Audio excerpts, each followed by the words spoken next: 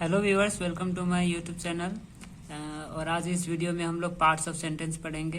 पिछले वीडियो में हम लोगों ने सेंटेंस और उसके टाइप्स के बारे में पढ़े थे और इस वीडियो में हम लोग सेंटेंस के पार्ट्स पढ़ेंगे। तो सेंटेंस के दो पार्ट्स होते हैं, सब्जेक्ट और प्रेडिकेट। सब्जेक्ट को हिंदी में कर्ता कहते हैं और प्रेडिकेट को विधेय। तो सब्जेक्ट क्या होता है? सब्जेक्ट टेल्स अस व्हाट और whom the sentence is word.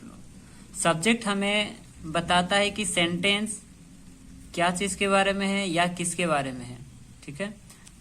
और predicate tells us something about the subject, और प्रेडिकेट सब्जेक्ट के बारे में बताता है।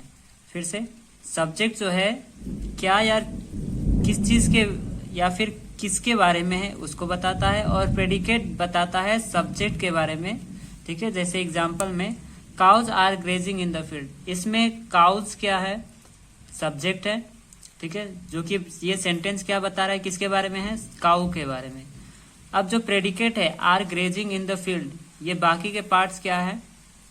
प्रेडिकेट है, जो कि इस सब्जेक्ट के बारे में बता रहा है कि वो क्या कर रहे हैं? ग्रेजिंग कर रहे हैं। उसी तरीके से I am working on the computer, तो यहाँ पे आई ये क्या है? सब्जेक्ट है, और am working on the computer ये प्रेडिकेट है। यानी ये जो प्रेडिकेट है ये किसके बारे में बता रहा है? सब्जेक्ट के बारे में। और ये सेंटेंस किसके बारे में है? आई के बारे में। तो सब्जेक्ट नाउन या प्रोनाउन ही होते हैं, ठीक है। अब आगे बढ़ते हैं, पार्ट्स ऑफ सब्जेक्ट। आखिर सब्जेक्ट्स के क्या क्या पार्ट होते हैं? क्योंकि किसी में क्या होता है, नाउन और प्रोनाउन डायरेक्ट आ जाते हैं, लेकिन कुछ में क्या होता है, क्वालिफायर भी आ जाते हैं। तो सब्जेक्ट के दो पार्ट मेनली होते हैं, एक होता है क्वालिफायर और दूसरा मेन वर्ड, ठीक है। मेन वर्ड में ज्यादातर नाउन या प्रोनाउन होते हैं। तो क्वालिफायर जब आता है तो सिर्फ यहाँ पे मेन वर्ड नाउन ही रहेगा, ठीक है, क्योंकि प्रोनाउन से पहले या प्रोनाउन के साथ कोई एडजेक्टिव यूज नहीं होता है। तो क्वालिफायर में क्या क्या होते हैं? डिटरमाइनर, डिटरमाइनर्स का अलग वीडियो बना देंगे। डिटरमाइनर्स हो गए जैसे कि डेमोन्स्ट्रेटिव हो गए, आर्टिकल हो गए, ये सभी क्या है? डिटरमाइनर है। तो वो डिटरमाइनर रहेगा।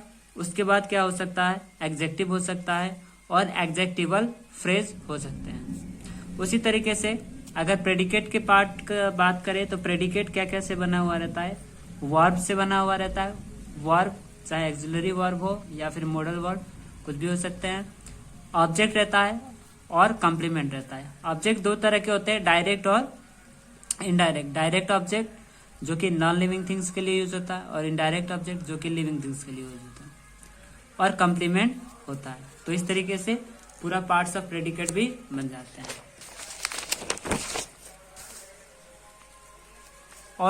और एग्जांपल्स में देखते हैं, जैसे यहाँ पे सब्जेक्ट्स हैं, ठीक है, और ये इधर का प्रेडिकेट पार्ट है।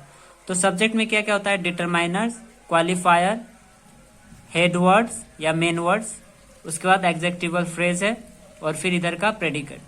जैसे the old lady in the room is wise, तो ये सेंटेंस में दी क्या है? डिटरमाइनर है, ओल्ड एग्जेक्टिव है, लेडी हेड वर्ड यानी नाउन है, ठीक है। इन द रूम क्या है? एग्जेक्टिवल फ्रेज है, और लास्ट का ये इज वाइज क्या है? प्रेडिकेट पार्ट है। उसी तरीके से दी Elder brother in Kolkata is a professor, तो दी एल्डर ब्रदर, दी क्या है? डिटरमाइनर हो गया, आर्टिकल है, डिटरमाइनर हो गया, एल्डर एग्जेक्टिव है, और ये ब्रदर हेड वर्ड हो गया जो कि नाउन है। इन कोलकाता क्या है? एग्जेक्टिवल फ्रेज है। उसी तरीके से those pretty flowers in the वेस विदर्ड, तो इसमें क्या है? दोज डिटरमाइनर हो गया, ये डेमोन्स्ट्रेटिव है, डिटरमाइनर है। प्रिटी नाउ एग्जेक्टिव है, और फ्लावर्स क्या है? मेन वर्ड्स है जो कि नाउन है, मेन वर्ड्स हो गया, और इन द वेस एग्जेक्टिवल फ्रेज है। और इसी तरीके से और भी एग्जाम्पल है। अब जरूरी नहीं है कि ये जो डिटरमाइनर, क्वालिफायर और हेडवर्ड सभी सेंटेंस में आए, इसके बिना भी हम लोग सेंटेंस बना सकते हैं। जैसे किशन प्लेज, यानी किशन क्या हो गया? मेन वर्ड हो गया, नाउन है ये, और प्लेज ये वर्ब है और प्रेडिकेट है। तो बिना इन तीनों के भी हम लोग सेंटेंस बना सकते हैं, ठीक है, लेकिन बिना मेन वर्ड्स के सेंटेंस नहीं बन पाएगा। तो जो मेन सब्जेक्ट होता है, main head word, main word होता है, उसके बिना हम लोग सेंटेंस को पूरा नहीं कर पाएंगे। इसी तरीके से ये जेरंड है, स्मोकिंग, ये जेरंड है, जेरंड यानी कि वर्ब का आईएनजी फॉर्म है जो कि नाउन के जैसे काम करता है। तो ये स्मोकिंग क्या हो गया, हेड वर्ड हो गया, सब्जेक्ट हो गया। इज हार्मफुल ये प्रेडिकेट है, ठीक है। इसमें भी डिटरमाइनर, एडजेक्टिव और एडजेक्टिवल फ्रेज का यूज नहीं किया गया है।